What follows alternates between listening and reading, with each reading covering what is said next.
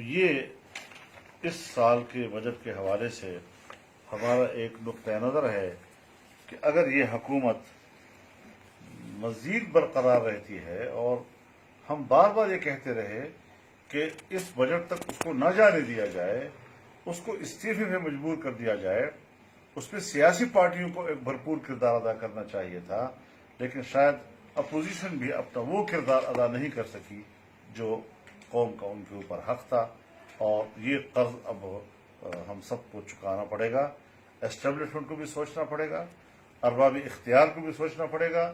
اور سیاسی جماعتوں کو بھی سوچنا پڑے گا، اور عوام کو بھی سوچنا پڑے گا کہ اس ملک کو بچانا ہے یا نہیں۔ اگر بچانا ہے تو پھر یہ حکومت اور ملک اب دونوں اکٹھے نہیں چل سکتے۔ مولانا صاحب یہ بتائیں کہ آپ نے کہا کہ ریاست کی معیشت اس وقت بستر مرگ پر ہے، اور جب بستر مرگ پر ہو تو عوام کی وابستگی مشکوک ہو جاتی ہے سب جگہ سے، تو اب ان حالات سے نکلنے کے لیے آپ کے پاس، اپوزیشن کے پاس یا جمعیت علماء اسلام کے پاس لائے عمل کیا ہے؟ دیکھیے، میں سوچتا ہوں کہ عوام کا اعتماد اصل چیز ہے۔ عوام کا اعتماد تب ہوگا جب آپ اس کے ووٹ سے حکومت بنائیں گے، جب ووٹ چوری نہیں ہوگا، جب اس کا مینڈیٹ چوری نہیں ہوگا، اور ایک صاف ستھری شفاف قسم کی ایک نمائندگی کا حق قوم کو ملے گا، تو پھر جا کر لوگوں کا اس پر اعتماد بھی ہوگا، اور وہ حکومت بھی خود اعتمادی کے ساتھ اپنے فیصلے کر سکے گی۔ جہاں کرسی پر بیٹھا ہوا حکمران محض نمائشی ہو، اور کرسی پر صرف اس کی موجودگی کا انحصار ان کی دوسری قوتوں پہ ہو، تو پھر وہ جب خود اعتمادی ہی نہیں ہے تو آپ کی معیشت کہاں بہتر کر سکتا ہے؟ مولانا صاحب یہ فرمائیے گا کہ جب آپ نے احتجاج کی کال دی، یہاں پر اسلام آباد میں آئے، تو دونوں بڑی سیاسی جماعتیں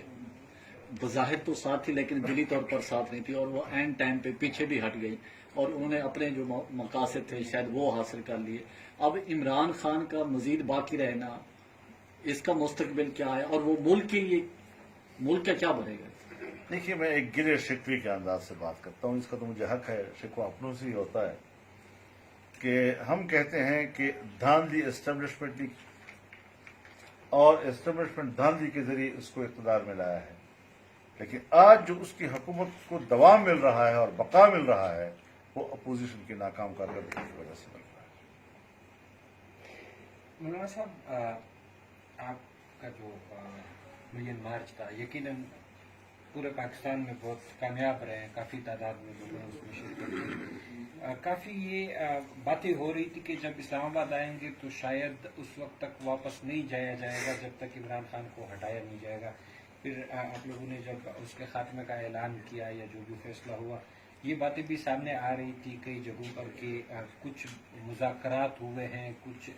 لینے دینے کے حوالے سے، یا کچھ عرصہ مانگا گیا ہے۔ وہ کہانی ابھی تک عام لوگوں کو سمجھ نہیں آ سکی ہے کافی۔ دیکھیے، میں اس میں عرض کروں جی، پہلی بات تو میں نے تھوڑی سی عرض کر دی، جو کہ شاید سیاسی طور پر اس قسم کا شکوہ جو ہے وہ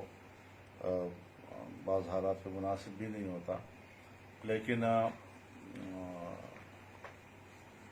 اگر تمام سیاسی پارٹیاں اسی قوت کے ساتھ آتی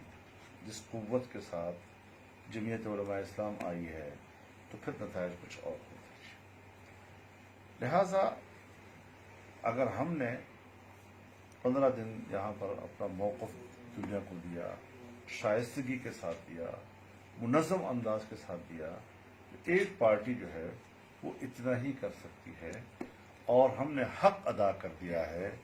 اب مزید حق جو ہے وہ دوسروں پہ قبض ہے۔ ہم آج بھی چاہتے ہیں کہ اپوزیشن ایک پیج پہ آئے، ایک قوت پہ آئے، ایک موقف اختیار کرے، اور مزید جو ہے اس قوم کو پھانسی پہ نہ لٹکاتے رہیں۔ اس میں قوم جو ہے وہ ایک ایسی صورتحال میں ہے کہ جیسے وہ پھانسی کے تختے پہ کھڑی ہو، اور ہر وقت اس کو یہ امید ہو اور یہ خوف ہو کہ شاید میرا اب اگلے لمحوں میں کیا مستقبل ہو۔ مولانا یہ بتائیں کہ حکومت تو چلیں کچھ بھی نہیں کر رہی، کرونا تیزی کے ساتھ پھیل رہا ہے، بے روزگاری بڑھ رہی ہے، مسائل بڑھ رہے ہیں، عوام کو ریلیف نہیں مل رہا، اپوزیشن موجودہ کرونا کے حالات میں کچھ کرنے سے قاصر ہے، تو اپوزیشن کے لیے کرنے کے لیے کیا ہے، آپشنز کیا ہیں؟ اب تو ساری باتیں آ گئی ہیں نا کرونا پہ جی، کہ جو بھی کمزوری ہو اسے کرونا پر ہی ڈال دو۔ सो अगर हुकूमत सारी कमजोरियां कोरोना पे डालती है तो अपोजिशन भी सारे अपनी कमजोरियां जो है वो कोरोना पर ही डाल रही है। मेरा ख्याल में जरा इसको अब थोड़ा क्लोज करें, क्योंकि ये जो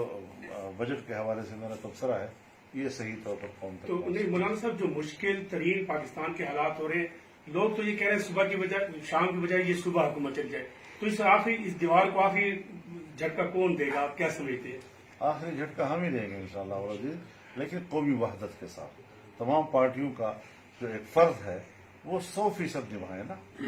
फिर इंशाअल्लाह अज़ीज़ मैं समझता हूँ कि कोई वजह नहीं होगी कि हम मुल्क को एक रोशन मुस्तकबिल दे सकते। Thank you. हाँ, लगता ऐसे है कि एक दफा फिर गर्मियों में ही गर्मी फैलने की का खदशा है, यानी सियासी गर्मी मजीद बढ़ने का खदशा है।